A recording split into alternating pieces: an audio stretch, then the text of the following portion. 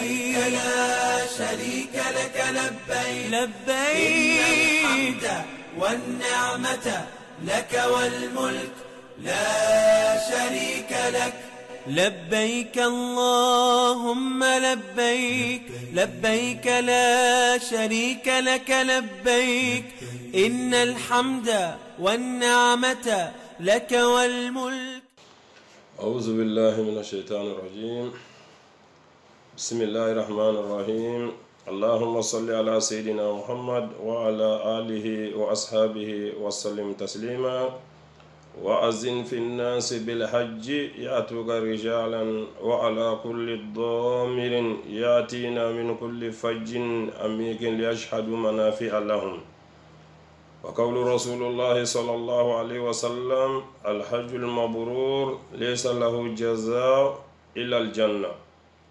أمباديو أمبال مسلمو أمتعني الله سبحانه وتعالى فكان سنسني الله سبحانه وتعالى تكبر كماي. ame soli chama ni kisi chama amu yini anga kira banye ananga nabi mambanye no ala kira muhammadu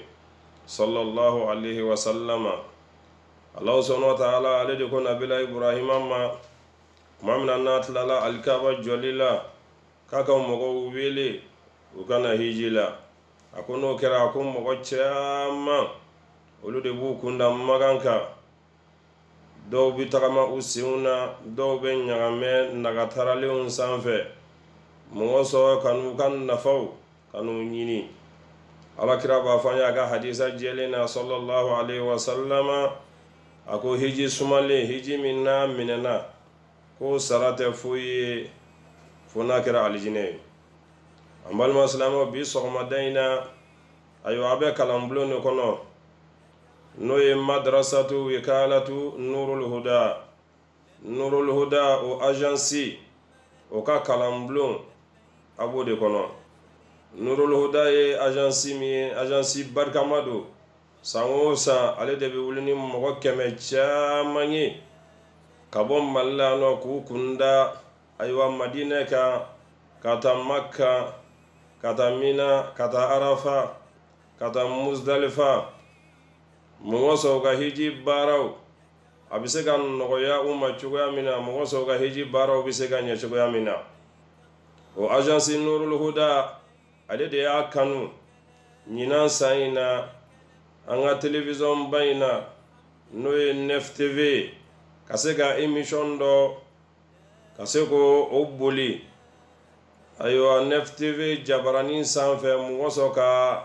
silamɛw kunnafoni u ka hiji baaraw la an'u ka hiji cogoyaw la. u bɛ se ka faamuya sɔrɔ cogoya min na yan'u ka taa magan hiji bɛ se ka nɔgɔya u ma cogoya min na. u bɛ se k'u ka bato cogoyaw dɔn cogoya min na. u bɛna dɔn yɛrɛ hiji yɛrɛ ayiwa ala bato de don. o tuma a ye nin kalanbulon in dayɛlɛ mɔgɔ sɔrɔ ka se ka faamuya di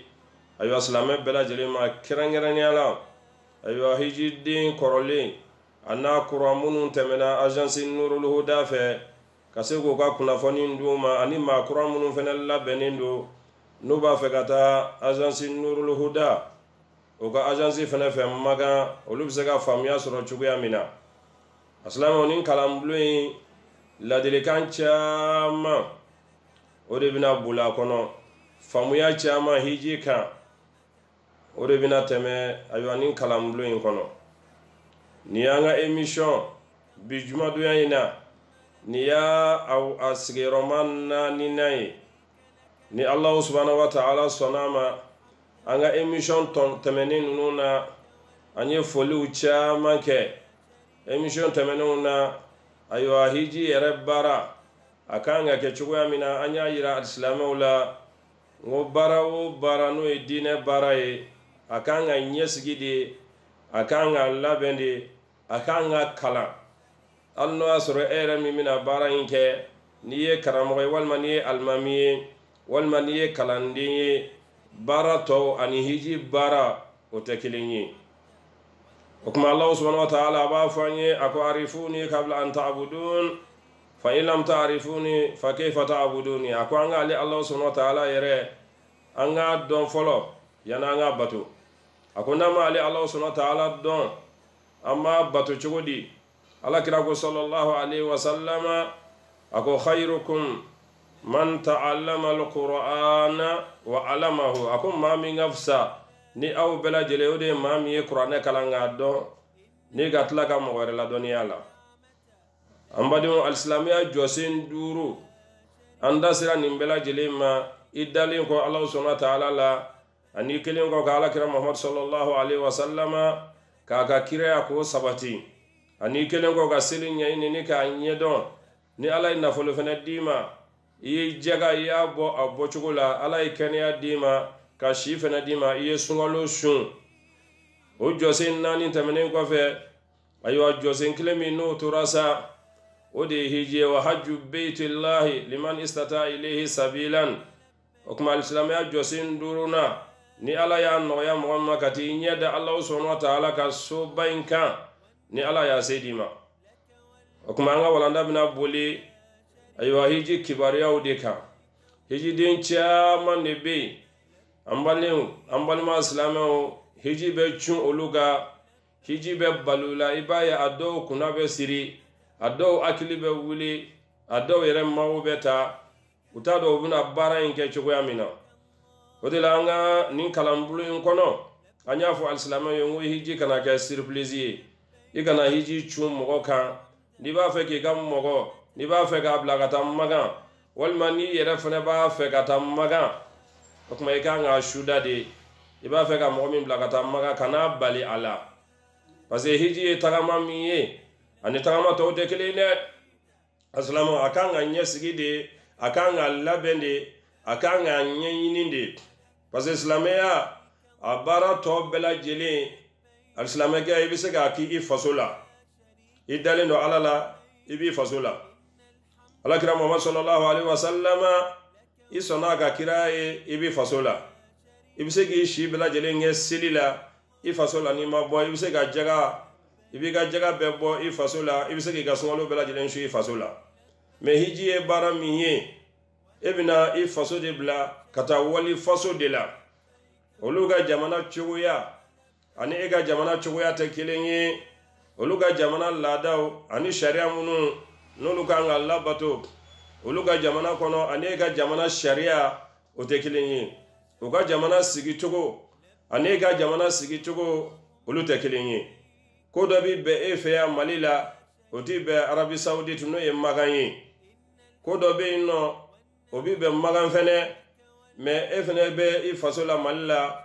eto ko nunondo ona manye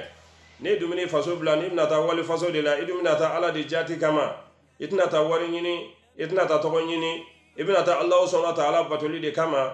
okuma akira wajibi ema ibina to bara mina no ye hiji igi jija ga hiji nyini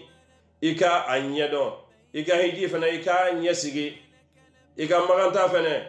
aywa ika allabe aslama maganta min flani ani duguta to de kilini de uchega jaiba fo jega jala ni baji wasa ni bita duguta to la ibe valisi ulabe ibe finu ulabe ibe labe woro ke nga maganta to chugo ya de maganta dibina ta alela ibe jija ibina ta alabato mina ko obato ko ode nyaini o nyaini korona la anga agence nurul huda ale de ya kanusa NFTV o jabaraninka aslama ga sega kuna foni ndi awma aka hiji chugo ya ula anaka hiji allabeuna yana ka boya no kata maga aka soro ayo abita bara minano hiji no ya Allah subhanahu wa ta'ala batoli aka soro aya nyedo amina ta jamana minano fene saudiya jamana ye aka soro ayo ka sharia fene lado sharia don femino mi beuma ani feminin tu beuma akolu fene nyedo maganga obi jeni femin doni o fe anu tu jeni femin doni o fe nibita maga ikanga talla halyami fene la aka soro eyo bela jele don ko o kala ka famia soro la o kuma bu fe ema ko hijidi nyuma menen doni anu te la dun pasa anya hijidi ndo yo no bora malla kaba kabuno mana chun saudiya jamana ka ado akili ba wuli faare be do mine do kuna be siri do werata don aya ube bara minke aslama mun e bina no ye o de hiji labɛn a ma sabati olu bolo walima hiji ballula yani maganta cɛ tile 3 walima dɔgɔkun kelen a den nana fɔ a ye walima a balima nana fɔ a ye ayiwa ko karisa a ko min bila ka taa magan e kan ka maa min bila ka taa magan e ma se k'o labɛn e ma se k'o kunnafoniya e ma se ka o ka maganta f'o ye fo maganta tɔ tolen tile 3 ye walima dɔgɔkun kelen walima kalo kelen ɲɔgɔnna e nana maganta cun a kan tiɲɛ don i y'a tigilamɔgɔ la nisɔndiya mais i y'a hakili wuli dɛ i y'a jatigɛ dɛ i ye doniba de da a tigilamɔgɔ kun o kuma mɛ min fɔ an balimaw ye silamɛw ye ni maa min b'a fɛ k'i ka maa bila ka taa n'a ye magan walima n'i yɛrɛ b'a fɛ ka taa magan i k'i jija yanni maganta cɛ kalo 3 walima hali n'a kɛra san 1 ɲɔgɔnna ye i k'a tigilamɔgɔ i k'a bɔ a ka hiji kalama a ka se ka labɛnw a ka se k'olu sabati n'o tɛ tiɲɛ don i ye baara ɲuman kɛ dɛ mais i ɲumankɛtɔ ayiwa a bɛna taa kɛ juguman y'i bolo dɛ parce que an ye mɔgɔ caman u taara maga u nimisara an ye dɔw yɛrɛ fana u hijira mɛn u yɛrɛ ɲigina u ka hiji la ko f'olu ka taa siɲɛ 2nan na ko parce que olu kun tɛ hiji u t'a ɲɛdɔn olu t'a dɔn k'a bɛ nin cogoya in na bon o bi sɔrɔ mun fɛ parce que an ka jamana hijiden caman de b'o cogoya la hiji ta de bi cu kan k'a kɛ surprise ye tile 3 walima dɔgɔkun kelen walima kalo kelen ɲɔgɔnna walima i b'a sɔrɔ hijiden yɛrɛ ale yɛrɛ a bɛ burusi kɔnɔ walima a bɛ dugu min na a yɔrɔ ka jan tuma dɔ la i b'a sɔrɔ ale yɛrɛ labɛnnen tɛ hali an ye silamɛya jɔsen tɔ minnu fɔ i b'a sɔrɔ ale yɛrɛ labɛnnen to o kama kuma tɛ ka se hiji yɛrɛ ma o kuma nin ye ladilikan ye k'a lase ayiwa silamɛ bɛɛ lajɛlen ma kɛrɛnkɛrɛnya la an ka agence n'o ye Nurul Huda ye minnu b'a fɛ ka taa ɲina Makan an b'a ɲini u fɛ u ka maganta u kana bali u ka mɔgɔ la maganta u ka suda maganta u ka labɛn sabati pour que u bɛ se ka faamuya sɔrɔ cogoya min na an b'a ɲini u fɛ nin émission min filɛ nin ye 9 TV la u k'u hakili to a la juma o juma ɲɛgɛ kanɲɛ 15 juma selilen kɔfɛ n'o ye 15 heures ye u ka labɛn sabati u k'u sigi 9 TV a jabaranin kɔnɔ kɛrɛfɛ ayiwa nin émission in a bɛna tɛmɛ kunnafoniba de bɛ émission in kɔnɔ dɔnniyaba de bɛ émission in kɔnɔ faamuyaba de bɛ émission in kɔnɔ émission in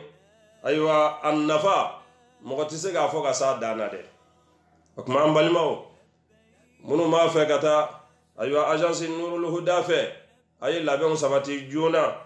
ni wari sarako don a ka se Nurul Huda bureau la a ka taa wariw sara ayiwa guide pèlerin o b'an bolo an bɛna formation fɛnɛ bɛna labɛn ayiwa ni émission in min fɛnɛ filɛ nin ye an b'o lahalaya fɛnɛ fɔ an ka hijiden bɛɛ lajɛlen ye o k'u sigi ayiwa 9 TV jabaranin kɔrɔ juma mana seli 15 heures wagati dɔw b'a fɔ a ma ko 3 heures wagati n'o ye ɲɛgɛ kanɲɛ 15 ye émission in daminɛnen don ni Alahu subahana wa taala sɔnna a ma an b'a ɲini Ala fɛ Ala k'a si a n'a kɛnɛya Ala k'a di an ma minnu fana b'a lamɛn ya Rabbi Ala k'a k'u ma ayiwa faamuya ye Ala k'a k'u ma ayiwa dɔnniya o sabatilen ye parce que Alakira sallallahu alaihi wasallam a b'a fɔ a ka hadisa la a ko maa min ka fisa ka tɛmɛ maa bɛɛ lajɛlen kan o de ye maa min n'i ye kuranɛ kalan k'a dɔn ka tila k'i mɔgɔ wɛrɛ ladɔnniya la o kuma o kadara kɔnɔ wajulikɛlaw bɛ don o kɔnɔ alimamiw bɛ don o kɔnɔ karamɔgɔw bɛ don o kɔnɔ ayiwa hakilitigiw maa o maa n'i bɛ kɛ sababu ye k'i maa ɲɔgɔn bilasira o bɛɛ lajɛlen min don o kɔnɔ a silamɛw juma tɛmɛnen na an ka émission ayiwa a bolila fɛn min kan o de ye ŋaniya ye a niya innamal a'malu binniyati wa innama likulli imri'in ma nawa silamɛya baara bɛɛ lajɛlen a sigilen don ŋaniya de kan seli b'a la jaga b'a la sun b'a la hiji b'a la bato tɔ bɛɛ lajɛlen a bɛɛ lajɛlen sipasema o ye ŋaniya de ye o kuma hiji fɛnɛ ayiwa ni Ala y'a nɔgɔya i ma i ka ŋaniya siri ŋaniya sirili ye jumɛn ye k'a fɔ i bɛna taa baara in min na n'o ye maganta ye silamɛya jɔsen dɔ de don farida dɔ de don Ala y'a se d'i ma i bɛna taa farida in i bɛna taa bu i kan na i ka ŋaniya tɛ dɔwɛrɛ ye Allah subhanahu wa ta'ala ye kelinye jenyontala o ŋaniya in kɔnɔna la i kana sɔn fiyewu ayiwa foyi ka ye i ŋaniya la min tɛ ala ko ye i kana sɔn foyi ka ye i ŋaniya la min tɛ Allah subhanahu wa ta'ala o batoli ye asilamɛ an da sera an ka émission tɛmɛnenw ma an ye caman fɔ ŋaniya in na an bɛna an da se alakira Muhammad sallallahu alaihi wa sallama a ka hadisa dɔ ma wa kad ruwiya Abu Hurairata radiyallahu anhu النبي صلى الله عليه وسلم أنه قال الله عز وجل أنا أغنى شركائي عن الشرك من عمل عملا أشرك فيه معي غيري تركته وشركه أننا أبا هريرة حديثا جلنا أكو حديثا من على كرام محمد صلى الله عليه وسلم على كرام ako Allah subhanahu wa ta'ala ako ali Allah subhanahu wa ta'ala bato adamade ni ba ke ni ye bato ni ye fen wara fara ali Allah subhanahu wa ta'ala ka ali jena aywa o bato inko ako ni mo mi ni barake salamiya barawla hiji bala seli bala shumbala jaga bala ako ni ye fen fara Allah subhanahu wa ta'ala ka iga bara ina ali Allah subhanahu wa ta'ala ko kale ba se mwala abi ye fen min fara ali Allah subhanahu wa ta'ala ka abi ino to nyogona kuma ni fe kun ta dore pasame wati mina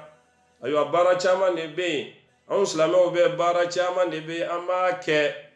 iba soro o bara nununa iba soro shirku bala iba soro flanga fo ya bala ka soro an yɛrɛ ta kalama Allah subhanahu wa ta'ala ko inna Allah la yaghfir an yushraka bihi wa yaghfir ma duna zalika ali Allah subhanahu wa ta'ala ali alati yafa mama ni ye fen wɛrɛ fara ali Allah subhanahu wa ta'ala ka ako jurumu no te flanga fo yaye ali Allah subhanahu wa ta'ala abo yafa maye mami manaja okuma islama aba jija magantalaw hijidin kerengrenyana agence Nurul Huda o hijidin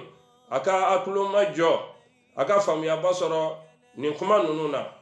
parce que be bara do gay akilla ko barain ka minana o basoro Allah subhanahu wa ta'ala iga barain mardudun iga bara seginin bima ala ka anke show mal islamam wa yaqulu umara ibn al-khattab an-nabi sallallahu alaihi wasallam innamal a'malu binniyat wa innama likulli imrin ma nawa ni ala kiraka hadisa wara sallallahu alaihi wasallam hadisa minna aywa sidna umar la akwa yakuma minna nabi mala kishin nama baye akoy gado innamal a'malu binniyat ako bara bela jele men ngania de bolo bara bela jele abenga ngania de bolo adama de be bara wo barake ala batola abela jele men ngania de bolo wa inna ma likulli imri'in ma nawa ako foyite adama dinye imana minganiya kuma do lebe bara doke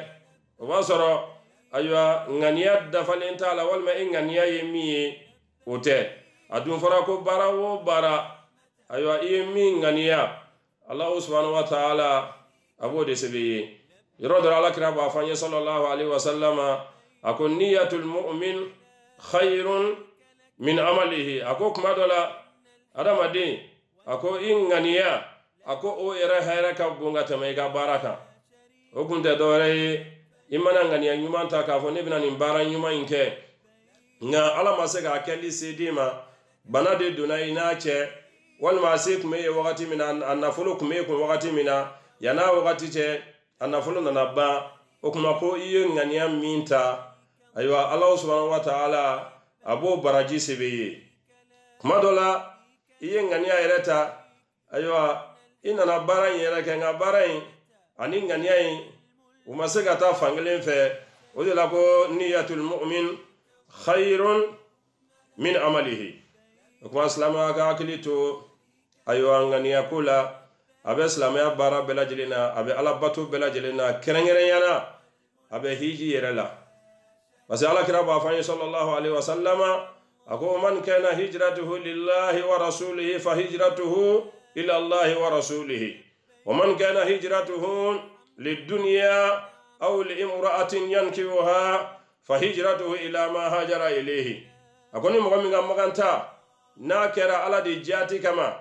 أني على كراك السنة ولولا بطولي دي كما أكو إيغا هيجي فنه الله سبحانه وتعالى بي سرالا غني إيغا هيجي دي كرا إنغا نياكرا جين دي والما إنغا نياكرا مسودو دي بافي كو فرو والما تشادو بي بافي أو كي فرو أكو كما يمانغانتا مينكني إنغا نيامي أيوة أنغا نيادي بي سباتي أسلامي كما كاكليتو أيوة نيورو نونونا موسو بارا بسيغا نيچوكو يامينا parce ni Allah subhanahu wa ta'ala ka kuma kan ni alakira Muhammad sallallahu alaihi wasallama alika kuma udeye an wa kuma te alakira wa ma yantiqu anil hawa in huwa illa wahyun yuha Allah subhanahu wa ta'ala alakira dunga kuma kan wo kuma kan kilin wo kile akira qur'ana wal ma akira hadisa jelenye ibasara abora Allah subhanahu wa ta'ala de yerola kuma islamo aba akilito bara wo bara nabi nake aka akilito nganiala kuma la kambe sababa ma kuma anda de sera ngania ima anga walanda folo odi niyatu yi kuma o niyatu yi ayo de wala alislamo ye kusebe o bi walanda amina do femina no e wasiyatu asaniya la dilikan flana mi mambulo madrasatu wikalatu nurul huda bulo oye la delikan flana yime atauba ode tubi adamade yani kata maga igangi jija ayo akatubi kabo ika jurumuna katubi kabo jugu yaula katubi ayo barawo bara ni ala kota do nati be Allah subhanahu wa ta'ala ma yani kata maga igangi jija ki yoroma janya o bara nunum bela jelina akoni matubi korodo وهي الإكلاء عن الذنب وهي أدم الدين إكي يرى ورقة كبو جرمونا وهي ومن فلان واجبة كل حين وأوان لقوله تعالى وتوبوا إلى الله جميعا أيها المؤمنون لعلكم تفلحون الله سبحانه وتعالى بافاني أكو أمبلا جلي أنغا توبي كتا الله سبحانه وتعالى ما ambela jele au mu'minun de kodo mumoso aywa Allah subhanahu wa ta'ala abe kishi sura Allah subhanahu wa ta'ala bulu ulla lagdari tigi awafanye ako atidaga adama dinyi an yuakhira taubata ikatubi ika ya kharuya ako tubi ya kharuya li ako otibbe aywa bali huye kato fokuma mina aywa maganta sunyale kuma mina esola ka fo kibe tubi ka boy ka jurumuna walma maganta sunyalen kuma mina jugu ya munumbe ani kuma kula ngulu mununke ego kibi yara sama ka bola shitane maso etaramaga ayo anu jurumu ye etaramaga no jugu ya nunu ye ayo hijil mabururu hiji sumale hiji miganga ke sababu ka se ka jurumu ya fa sankeme ayo sambi woro sambi nani ayo emasego jugu nunu emasego bla walma etara maga ka segi aywa ega tubi masega nye parce que ganga tubi ka bo bara mununa aslamo e masego o bara nunu e modabla walma etaro bara jugu nunu walma o jugu ya do etaro ga maga era du ko lo sanfe aslamo ye ko jugu bagade parce que ka jurumun ke hurumun du ko lo sanfe madine walma maga walma mashairu munum be no o jurumu o lu fena jurumu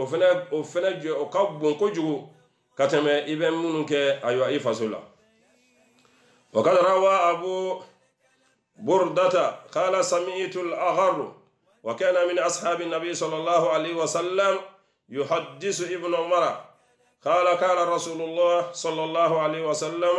يا أيها الناس توبوا إلى الله فإني أتوب في اليوم إليه 100 مرة أخرجه مسلم وكمان حديثي من أبو بردة لا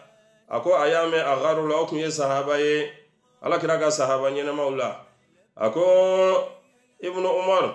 o ya lakali ali ko ala kirako kishin nema baye ako aw adamaddin ako ay sega ko de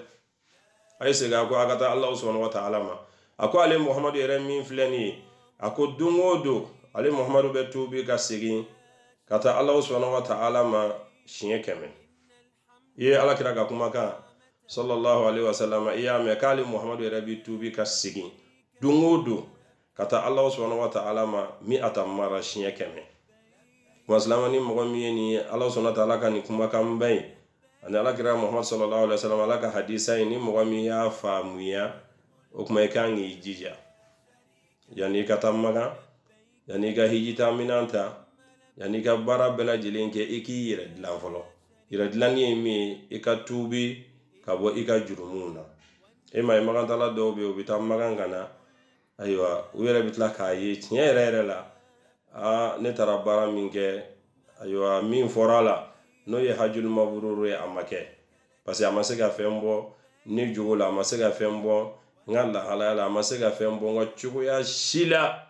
bo foyi to se hiji dema aywa fo amalla ben sabati nibta maga anya fiye kan ganiyata nibta maga kan ganiya nyumanyata flana yemi ikatubi na kera na fora ni tubi kuma fo abiga mogo kono adamadi ki kame aywa kafiri droni ma no te islamere fene kan tubi sanga ni wati belajelena ni mogo mi ala kira hadisa infamu sallallahu alaihi wasallama ibado dungudo adamadi ikanga tubi ala kira ko kala ere kuma tubi abisi ngata Allah subhanahu wa ta'ala ma dungudo shiye keme ako ala kira dun akunte jurumuke ala kira ga bara belajelin o kun ye Allah subhanahu wa ta'ala batoli de mais ala kira ye nin fo ga daji menga kasega an kala aslameo kasega an kala o kuma ni ala ye hiji nogoya e mamima walma ni ba fe ki ka mabla kata maga iki jija ka walanda nyena ma di ama ika ngania faye aka famuya ika tubi fene faye aka tubi ibe hi din chamanye aslameo e rekono bi gwa abina fo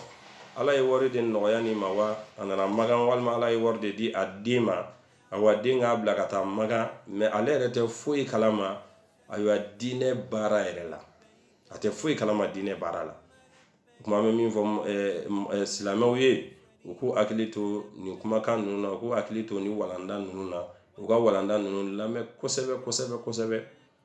ijite doro kun tara madine nye ziyara ke walma tara maga walma tara mina nyena muta antara arafa antara muzdalifa aywa antara jabalu nurula antara jabalu sawrula antara jabalu rahmala antara masjidun namrala antara masjidul qiblatinina antara kuba misilla ndona arawda kono la utede aba akilito aywa ni yoro nununa kasega labon ko lu sabati alislamo ako ala ta'ib wal ikhla' an zanbi bi fi'l al ma'mur wa tark al mahzur ako anyinne no hijidin fenefe iki yira sama e mo mi yani gata maga iki yira sama ka bo jurumuna iki labe maganta kama iki yira sama ka wiga jurumuna ayo bara munun keli no dagale no islamia la ikulu nyayini ikulu nyado bara munun no ye haramu iki yira ma jawla tiliyala Allah subhanahu wa ta'ala wa fago inni la ghafarun liman taba wa amana wa amila salihan sumahtada suratu Taha ala kira sallallahu alaihi wasallam ako Allah subhanahu wa ta'ala ko ako Allah subhanahu wa ta'ala masami alai ya fa masadi me abi ya fa madi mani mami na tubi kofe anana limania kofe ay baranyuma ke ni soroka kana siramine aslama wodi kuma ba kilito la alhamdulillah me alafo ka Allah subhanahu wa ta'ala bargada niwe madrasatu wikalatu nurul huda akalamlum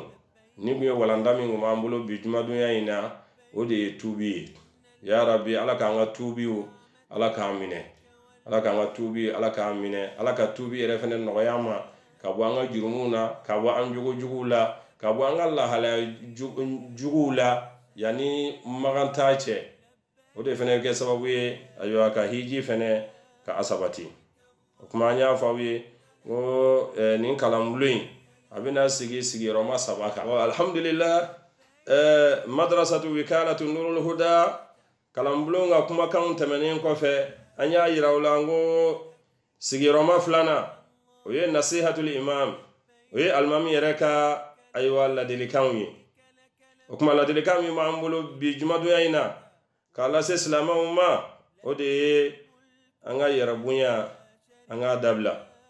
an ka maloya dabila Allah subhanahu wa ta'ala ka diinɛ ɲɛɲinini na parce que alakira b'a fɔ an ye a ka hadisa jɛlen na a ko silamɛya a ko a bɛ tunu mɔgɔ fila de la mɔgɔ min b'a yɛrɛ bonya ani mɔgɔ min bɛ maloya o kuma n bɛ ladilikan min se n balimaw ma bi n'o ye nasiha ye o de y'an kana an yɛrɛ bonya dɔw bɛ yen nɔ ayiwa yɛrɛ bonya fɛ ayiwa ko ne den de ye karisa ye ale kalannen don o kuma yɛrɛ bonya fɛ walima n dɔgɔnin don ne ka wuli ka taa ɲininka ayiwa hiji baaraw la walima silamɛya baaraw la walima kan ta kɔɲɔw la a ye yɛrɛ bonya bɛ dɔw sɔrɔ an b'a f'u ye o k'o dabila yɛrɛ bonya ye Allah subhanahu wa ta'ala ka birifini de ni mɔgɔ o mɔgɔ n'i y'a biri la Allah subhanahu wa ta'ala ko k'a b'a fara ka wili Allah b'i majigin ni maa o maa n'i y'i yɛrɛ bonya Allah subhanahu wa ta'ala a b'i majigin o kuma an b'a ɲini silamɛw fɛ u ka yɛrɛ bonya u k'a dabila n'i tɛ fɛn min dɔn a kɛra i den ye sa o a kɛra i dɔgɔnin ye sa o a kɛra hali i mɔden ye sa o ni dɔnniya de b'a la i ka wuli ka s'a ma bonya kosɔn mɔgɔ sɔrɔ i k'i ka diinɛ i k'a ɲɛdɔn a filanan an kana maloya mɔgɔ caman fana bɛ olu bɛ maloya k'a fɔ ni ne taara nin ɲininkali kɛ karisa la a bɛna fɔ e yɛrɛ cɛkɔrɔba walima e musokɔrɔba walima e yɛrɛ mɔgɔkɔrɔbatɔ e bɛ seli la e tɛ nin ɲɛdɔn ayi kan'o kɛ n'i ye karamɔgɔ min y'o fɔ mɔgɔ fana ma k'a fɔ ayiwa e ye nin bɛɛ kɛ e ma se ka nin dɔn o karamɔgɔ fana tɛ fɛn dɔn o kuma e kana maloya k'a fɔ ko ni nin ɲininkali kɛ u bɛna fɔ ko ne kun tɛ nin dɔn faw ka kullu zi ilimin alimun Allah subhanahu wa ta'ala y'o de fɔ ko mɔgɔ i mana kalan cogo o cogo i b'a sɔrɔ i karamɔgɔ bɛ yen nɔ i b'a sɔrɔ mɔgɔ bɛ yen o kalannen don ka tɛmɛ i kan o kuma a kana maloya a ye diinɛ a y'a ɲɛɲini an y'a fɔ a ye ko ayiwa nin kalanbulon in fana a dayɛlɛnnen don ni ɲininkali bɛ maa min fana fɛ hiji koɲa kan ani hiji labɛnw kan o kuma ni Allah subhanahu wa ta'ala sɔnna ma taalen ɲɛfɛ an bɛna nimero fana bila a bɛ se k'a ka ɲininkaliw bila ka na k'a kɛ message ye ni Allah sɔnna ma an b'olu fana jaabi insha Allah o kuma ladilikan min b'an bolo bi jumadonya in na k'a lase alisilamɛw ma o de ye a ka yɛrɛ bonya a k'a dabila diinɛ la ani maloya fɛnɛ parce que maa o maa n'i kɛra mɔgɔ yɛrɛ bonya na walima n'i maloyara i t'i ka diinɛ ɲɛdɔn o kuma sigiyɔrɔma sabanan o ye taarikhu de ye alakira Muhammad sallallahu alaihi wa sallama a ka histoire an de la an y'a fɔ aw ye ayiwa an ka taariki kɔnɔ n ko so fɔlɔfɔlɔ min n'o jɔra dugukolo sanfɛ o de ye alikaba ye alikaba min n'an bɛ taa tawafu kɛ ale de ye so fɔlɔfɔlɔ ye n'o jɔra dugukolo sanfɛ inna awala baitin udi'a linnas lallazi bi bakata mubarakan wa hudan lil alamina fihi ayatun bayinatun maqam ibrahim wa man dakalahu kana aminan o kuma alikaba Allah subhanahu wa ta'ala ayi jogo tan de kɛ mɛlɛkɛw de fɔlɔ ye alikaba jɔ olu de y'a sipaseman sigi an y'o fɔ an y'an ka kumaw kɔnɔ ka taa bila fo dugukolo wolonwulanaw na nka mɛlɛkɛw olu ka jɔlen kɔfɛ ayiwa an fa yɛrɛ n'o ye Adama ye Adama ale fana ye alikaba jɔ Adama de kɛra mɔgɔ filanan ye min ye alikaba jɔ a koko karilen mais a y'a jɔ mɛlɛkɛw y'a jɔ sipaseman min kan an fa Adama fana y'a jɔ o sipaseman kelen kan bon Adama ka jɔli fana kɔfɛ asilama alikaba fana a cira mɔgɔ sabanan min y'a jɔ o ye an fa Adama o y'a denkɛ n'o ye Sisa ye an fa Adama denkɛ dɔ tun bɛ yen ko Sisa ale fana ye alikaba ale fana y'a jɔ kuma asilama a b'a hakili to la mais alikaba ma bouger ka bɔ a nɔ la alikaba sipaseman ma bɔ a nɔ la kabini mɛlɛkɛw y'a sipaseman jɔ don min na hali sisan a b'o sipaseman kelen a b'o o jɔyɔrɔ kelen de fana la bon alikaba yɛrɛ fana kabako caman de b'a la mɔgɔw b'o kunkolo don yɔrɔ min na n'u b'a fɔ ma ko hajarul aswadu n'o ye pierre noire ye ayiwa ko farafinma min ni mɔgɔw b'o kunkolo don a nɔfɛ o fara in fana bɔra alijinɛ de kɔnɔ n'o ye pierre noire ye nka a bɛ bɔ alijinɛ kɔnɔ don min na fara in kun jɛlen don i b'a fɔ ko nɔnɔ kɛnɛ Jibril de taara fara in ta alijinɛ kɔnɔ ni Ala ka yamaruya ye a nɔrɔlen de don alikaba la ni mɔgɔw ye kunkolo bi don yɔrɔ min na a bɛ kɛ mɔgɔw kɔnɔ ko wo de don ka sɔrɔ wo tɛ fara in a nɔrɔlen don alikaba la i b'a fɔ n'i ye iman bila nɛgɛ la cogoya min na mais o kelen n'o ka nɛgɛ dɔ de kɛ ka a koori o kuma o de y'a kɛ ni kundo don dɔrɔn i b'a ye nu yɛrɛ bɛ sin ka taa da fara in na ten tɔ i bɛ alijinɛ kasa sɔrɔ a la i bɛ alijinɛ kasa sɔrɔ a la donc o pere noir a jɛlen mun ye ko nɔnɔ kɛnɛ mais adamadenw jurumu o de y'a fin o de la i bɛ alikaba munumunu ni min kɛ a siɲɛ 7 min kɛ a kɛra hiji ta ye walima a kɛra imura ta ye walima a kɛra nafila yɛrɛ kun ye alikaba munumunu ko siɲɛ 7 o kɛ a ye jurumu sɔrɔ i la ala b'o yafa a bɛna fɔ sisan i tɛ alikaba munumunu sisan o y'a sɔrɔ jurumu min b'i la o banna bon kɔfɛ i nana tuguni a bɛ se ka kɛ i katawura walima i filila ka jurumu wɛrɛ kɛ ni tila kana tawafu kɛ tuguni siɲɛ 7 o kuma a ye jurumu min fɛnɛ sɔrɔ i la ala sɔnna ta'ala b'o fɛnɛ yafa nka alikaba pour que a ka se k'i ka jurumu yafa fa ka dafa siɲɛ 7 la ni bɛ ka tawafu fɛnɛ kɛ ani ni bɛ ka seli kɛ a bɛɛ lajɛlen kelen ala kira ko ten sallallahu alaihi wasallam parce que k'i to tawafu la n'i ka seliji tiɲɛna i bɛ tawafu jɔ i bɛ taa seliji kurakuraya kana daminɛ tuguni donc mɔgɔ ko hakili to nin yɔrɔ in na ni ala ye walanda wɛrɛ yira an na ayiwa alikaba ye jɔko 7 n'o tɔ min fɛnɛ tora mɔgɔ minnu fɛnɛ y'o kɛ an bɛna an da so ma an bɛ asilamɛw fo an bɛ asilamɛ bɛɛ lajɛlen barika da kɛrɛnkɛrɛnya la an bɛ nurul huda an b'a ɲɛmɔgɔba an b'a fo n'o ye aja salimata jara quartier mali la an b'a fo k'a barika da an b'a fo k'a ni baara ali bɛ a ka dɔ fara cɛsiri kan parce que san o san dɔ de bɛ fara nurul huda ka hiji denw dɔ de b'o fara o kan k'a sababu kɛ ayiwa an ba in ani an balimamuso a yɛrɛ ka mɔgɔ minɛ cogo ani nisɔndiya min b'a la ani farifoni min b'a la ani cɛsiri yɛrɛ min b'a la hijidenw ka labɛn na agence nurul huda alhamdulillah san o san u bɛ so ɲuman de ɲini an ye madinɛ u bɛ so ɲuman de ɲini an ye maka u bɛ so min fana ɲini an ye madinɛ so in fana a ka surun madinɛ misiri la i b'i jɔlen to ayiwa nurul huda ka hôtel la ka madinɛ misiri i b'i to madinɛ misiri fana kɔnɔ ayiwa an bɛ jigin hôtel min na madinɛ k'a yira mɔgɔ la o kuma kabini an ye baara in daminɛ san o san b'o cogoya la bon magan fana k'a fɔ ayiwa agence bɛ min ka surun ayiwa alikaba la mali kɔnɔna la ka tɛmɛ anw kan ayi o ka dɔgɔ an bɛ yɔrɔ min an bɛ jigin yɔrɔ min na fana magan a fana ka surun wagati o wagati ma n'i diya i bɛ se ka wuli ka taa misiri la dugutilama fɛ i diya ni wagati o wagati t'i diya i kelen hali mɔgɔ tɛ alikaba yɛrɛ mɔgɔ t'a yɔrɔ f'i ye parce que sirajan kelen don san o san an bɛ jigin yɔrɔ min na n'o ye misala ye o kuma an bɛ an ba yan n'an balimamuso an b'a fɔ o cɛsiri in na ala k'an n'a dɛmɛ ayiwa an b'an denkɛ yɛrɛ fɛnɛ fɔ a n'an dɔgɔkɛ n'o ye Sheikh Umaru Gite an ko a ma n ko bi parce que ale de cɛsirilen don an ka sokow la an ye yɔrɔ minnu fɔ ale de b'a a ɲini an ye san o san an bɛ dugawu k'a ye denmisɛnnin don ala ka mɔgɔkɔrɔba si d'a ma o kuma nurul huda yɛrɛ fɛnɛ a gidi ani alimami minnu bɛ bila mɔgɔw ɲɛ ka taa magan a silamɛw olu ka ɲɛmɔgɔ ayiwa o ye ne yɛrɛ n'o ye imam Masire Baba Sila ani an ka alimami fɛnɛ bɛ yen n'o ye Alhaji Abubakar Kale ale fɛnɛ b'a la ka fara an dɔgɔkɛ fɛnɛ kan n'o ye Muhammed Awfu Sila ustaz ani an balimamuso ana an ba n'o ye Aja Adama Tarawele n'an k'a ma ko Madame Sila ale fɛnɛ sigiyɔrɔ bɛnnen don ayiwa Tomikɔrɔbu u b'a fɔ a ma ko Malimatu ni ko Malimatu agence nurul huda la bɛɛ lajɛlen b'a dɔn Malimatu kelen de b'an bolo a cɛsirilen don sanga ni waati bɛɛ ayiwa a ka kumakan yɛrɛ a b'an ka groupe yɛrɛ fɛnɛ kan a bɛ mɔgɔw farifoni o kuma an bɛ dugawu kɛ ala ka sijan ni kɛnɛya d'a ma o kuma an ka représentant fɛnɛ n'o ye Idris Konate Cheikh Idris Konate ayiwa ale y'an ka représentant ye Côte d'Ivoire Sahel Aj ni mɔgɔ min b'a fɛ ayiwa hijidenw na ni mɔgɔ min y'an ka kumakan mɛn ka bɔ ayiwa Côte d'Ivoire yan fan fɛ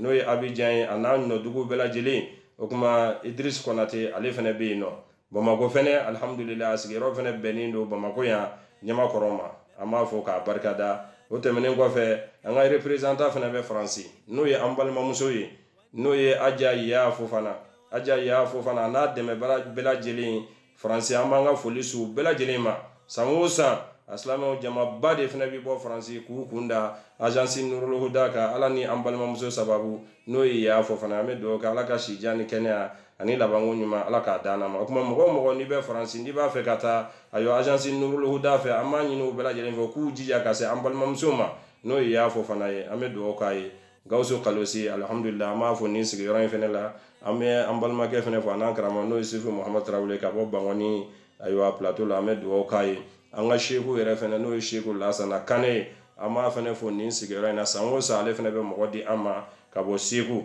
anaka kalandeum bela jeli anaka mukaddamu anaka khalifa anaka sheku fam bela jeli fe sheku aywa bashaga dibo kuchala ni mwamu fene ba fe kata agence Nurul Huda fe no sira sheku bashaga dibo ma kuchala alhamdulillah munu be sheku nulu sira nga sheku ba ma no sheku lasana kane alhamdulillah ani mukaddamu chama mukaddam bakaramu wasila ani kalfa suguri mukaddam hamza nunum bela jelen ye anga representant wi amu bela jelen fo ni sigirona amu bela jelen barkada aslamo aywa amme sanfilla kaw fene amu fene fo anga muallimatu fene be no ye aja aywa samne koita ama fene fo ka fene barkada ame do ko bela jelen ye ani sanfille bela jelen aslamo ame joni yoroina ya rabbi ama fo ala ka juma wara irana rabbana atina fid dunya hasana وفي الآخرة حسنة وقنا عذاب النار ربنا لا تزغ قلوبنا بعد إذ هديتنا وهب لنا من لدنك رحمة إنك أنت الوهاب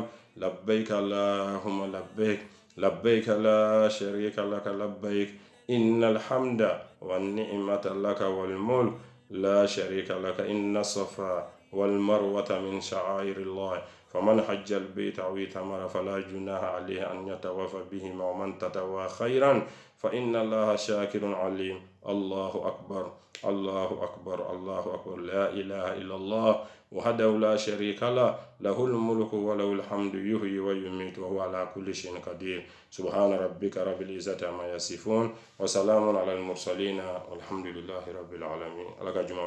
لبيك اللهم لبيك لبيك لا شريك لك لبيك إن الحمد والنعمة لك والملك لا شريك له لبيك اللهم لبيك لبيك لا شريك لك لبيك